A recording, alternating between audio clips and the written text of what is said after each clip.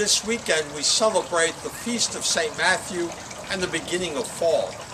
Fall is generally a beautiful season, and I think most people enjoy the cooler weather, the change of colors in trees and plants, and all that leads to a spirit of thanksgiving for all we receive through God's goodness and the earth's bounty.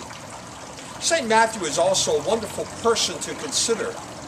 He is remembered for being called from the tax collector's desk to follow the Lord, and then for hosting a dinner for Jesus to which many other tax collectors were invited.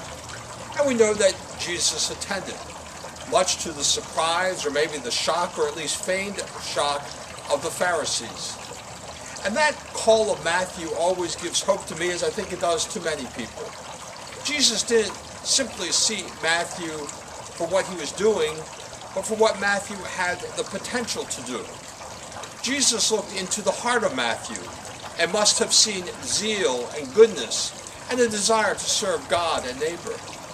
For all we know, Matthew may have had that work as a tax collector because it was what he could find to do, not necessarily that it was his great aspiration. Given a chance, he was willing to change. Given the vocational call, he was willing to respond. Given God's grace, he became a disciple, an apostle, an evangelist, and ultimately a martyr. So there seem to be two related questions. What am I willing to do to become a greater, more faith-filled disciple? And how am I willing to let others grow in their discipleship? Sometimes we don't allow others to change, and sometimes we hold back from changing as well. And neither is good, for our own growth or for the sake of the kingdom of the Lord. Fall is the new season, and the Lord always gives a new chance. Let us enjoy the one, and let us embrace the other.